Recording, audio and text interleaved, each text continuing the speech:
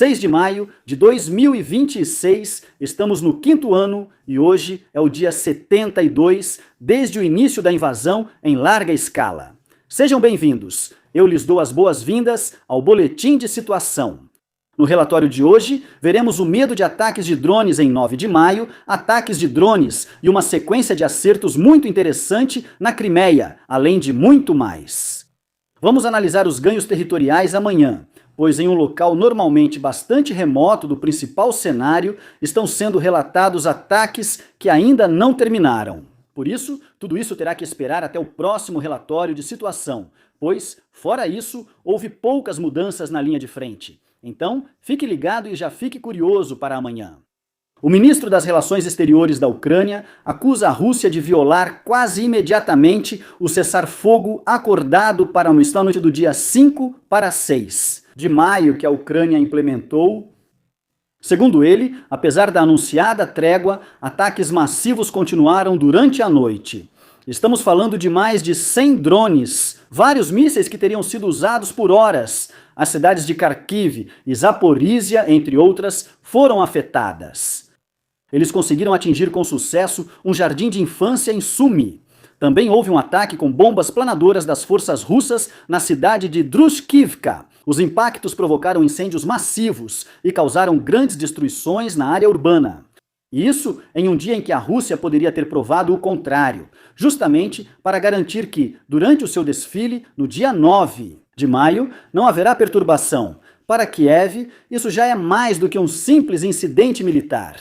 A liderança ucraniana coloca diretamente em dúvida a credibilidade das declarações russas sobre uma possível trégua nos dias 8 e 9 de maio. Especialmente em relação ao desfile do dia 9, quanto ao desfile de 9 de maio, Moscou é acusada de estar mais interessada na realização segura do desfile militar do que em uma verdadeira desescalada. Assim, a Ucrânia também tem o desfile am 9. Mai ohne Probleme stören. Os drones nem precisam acertar o alvo. O alarme aéreo ou o som de um drone sendo abatido já são mais do que suficientes. Ao mesmo tempo, há muitos outros alvos valiosos fora de Moscou que agora estão menos protegidos. Já analisamos esse problema do lado russo da última vez. Se eles deslocam sistemas de defesa aérea, então em outro lugar simplesmente não sobra nenhum, porque é mais ou menos nesse ponto que estamos atualmente. Nos últimos relatórios, também analisamos repetidamente outras informações sobre mais um aspecto importante ainda não abordamos até agora. Claro que do ponto de vista psicológico, vale a pena para a Ucrânia atacar o desfile. Isso mostra que o país, que há 1533 dias trava uma luta defensiva contra o que era então o segundo exército mais forte do mundo, conseguiria alcançar a cidade mais bem protegida da Rússia com drones. E também, o fato de eles insinuarem algo assim faz sentido, já que a Rússia continua reforçando a cidade. E sistemas importantes estão sendo transferidos para outros lugares. Então faz sentido. Mas há um terceiro ponto, um que ainda não analisamos completamente. Porque até agora, vimos que dentro da liderança russa, a probabilidade de uma tentativa de golpe é maior do que nunca. Por anos, o Kremlin atuou baseado em controle, estabilidade e imagem de força, mas essa imagem começa a rachar com o aumento das tensões internas. Nos bastidores, parece que está havendo cada vez mais movimentação dentro da elite. Há relatos de lutas pelo poder, desconfiança mútua e até rumores sobre possíveis cenários de golpe. Ao mesmo tempo, o Estado responde com medidas de segurança cada vez mais rígidas e maior isolamento. E é exatamente isso que chama a atenção. Quanto mais um sistema tenta impor o controle de forma visível, mais evidente se torna o medo de perdê-lo. Paralelamente, a pressão externa continua aumentando. Ataques ucranianos atingem cada vez mais o interior da Rússia.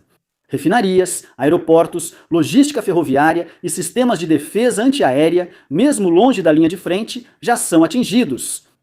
Já não são considerados seguros. Além disso, atentados e sabotagens mostram que a vulnerabilidade do sistema aumentou. Moscou, em particular, é especialmente sensível a isso.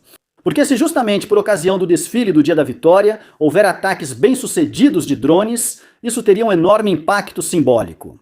Porque isso atingiria diretamente a principal promessa do Kremlin: garantir segurança e controle.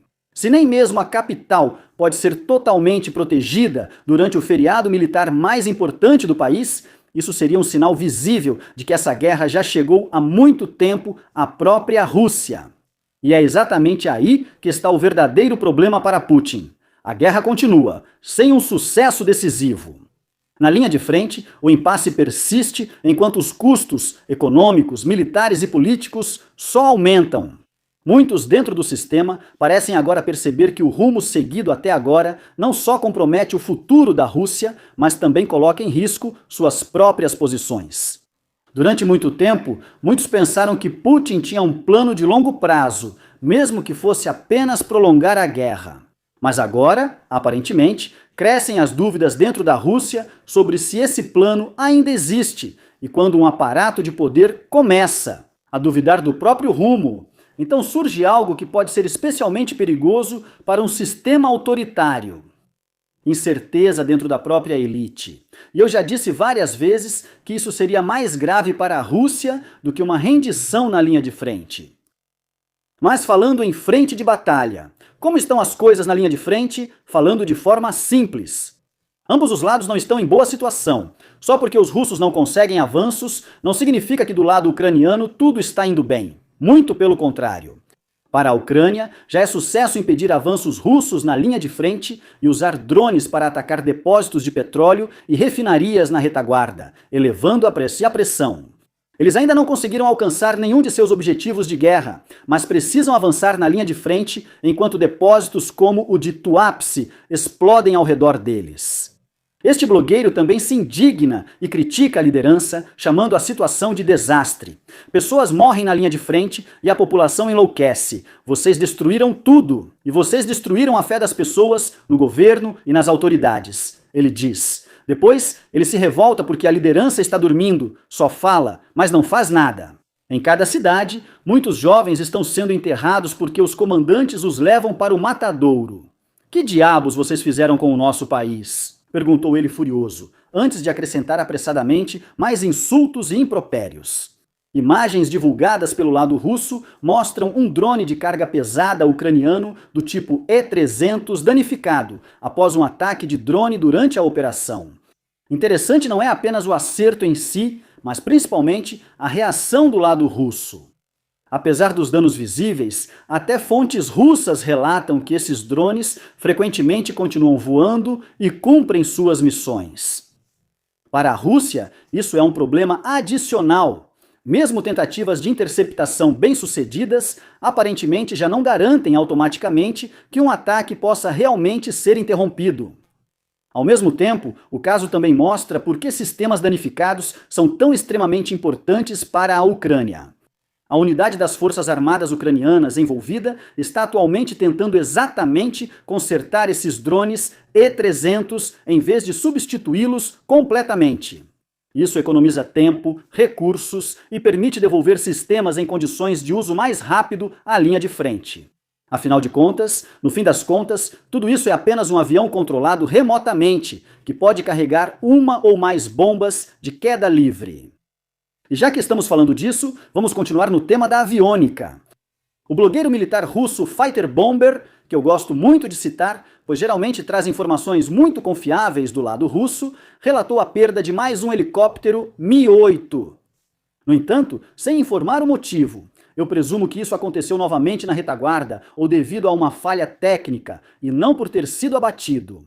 Se eu souber mais, aviso depois. Na Crimeia ocupada, outro ataque ucraniano parece ter atingido estruturas importantes da ocupação russa. Um dos principais alvos, segundo relatos, foi um prédio do Serviço de Inteligência Interna russo FSB, em Amjansk. De acordo com as informações disponíveis, vários drones atingiram diretamente a área do alvo. O que torna isso especialmente delicado é o próprio local. Ao redor do prédio, haveria vários alojamentos e instalações que são usadas pelas forças militares e de segurança russas. Por isso, o ataque provavelmente teve um impacto muito maior do que apenas em um único alvo, principalmente no aspecto psicológico. Segundo informações iniciais, ao menos 5 pessoas morreram e o número de feridos já é estimado em mais de 200, embora eu ache esse número um pouco exagerado. Se esses números forem confirmados, este seria um dos ataques mais graves contra as estruturas de segurança russas na Crimeia nos últimos meses. Mas isso não é tudo. A inteligência militar ucraniana ampliou ainda mais os ataques à logística russa na Crimeia. O foco principal foi a rede ferroviária, que desempenha um papel central no transporte de combustível, munição e equipamentos militares. Segundo o Comando Especial Primary, em abril houve vários ataques de precisão a trens em movimento. O alvo principal foram as próprias locomotivas, que garantem o transporte militar. Um vagão-tanque também foi atingido. Isso é relevante militarmente, pois esses transportes são essenciais para abastecer unidades russas, especialmente na Crimeia e sul da Ucrânia. Sem logística ferroviária, é bem mais difícil mover material rápido por grandes distâncias.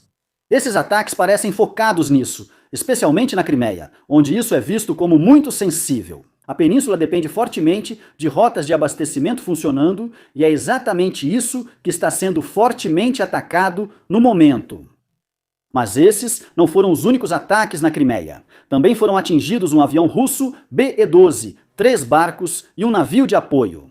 Temos trens, aviões, barcos, unidades de abastecimento e um sistema de edifícios. O padrão está cada vez mais claro. Primeiro, atacaram as balsas que ligavam a Crimeia.